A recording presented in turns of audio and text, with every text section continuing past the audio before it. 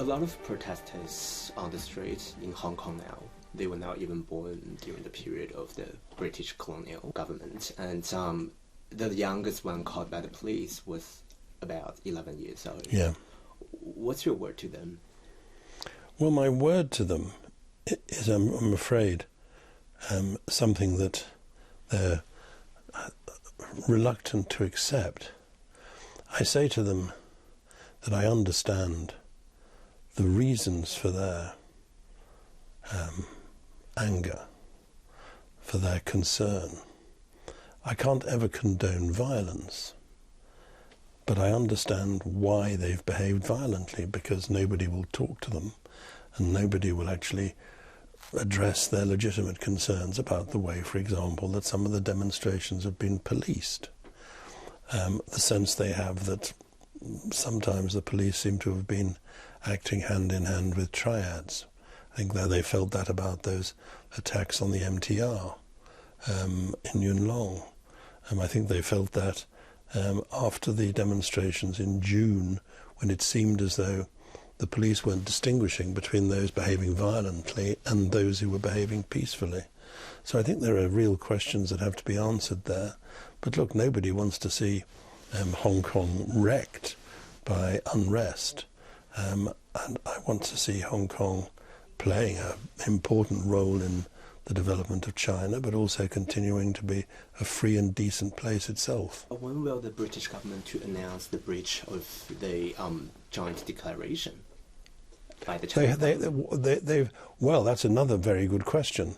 In the letter which I got and others received from ministers, they pointed out the difficulty with the passport issue in the joint declaration. I think in all sorts of general ways, Beijing has been resiling from the letter and the spirit of the joint declaration, and they've even been saying the joint declaration doesn't apply anymore, it's a historical document. Well, if I said the terms of the lease weren't applicable anymore, they were a historical document, Chinese officials would quite properly say, that's monstrous, you can't possibly say that. But the Chinese government, the Chinese communists, have a habit of saying that international agreements are things for other people to keep, but not them. And I think that that's not a very good basis for doing business with the rest of the world. There were about 160,000 BNO passport holders in Hong Kong, and they were actually asking the questions about when will the British government grant them the citizenship. Yeah. There's a real problem, as you know, under the joint declaration about that. But I don't think that should be the end of the question. I think that the British government have to make clear that they will be more open to requests for right of abode and for working in Britain from those who really think that life has got too tough in Hong Kong. I hope, but it's very much in the hands of Beijing. And it's shocking that China doesn't seem to understand the real worries that people have in Hong Kong. How can a Chinese leader, as the foreign minister was doing the other day, how can a Chinese leader say that this is all whipped up by the CIA or by foreign black hands?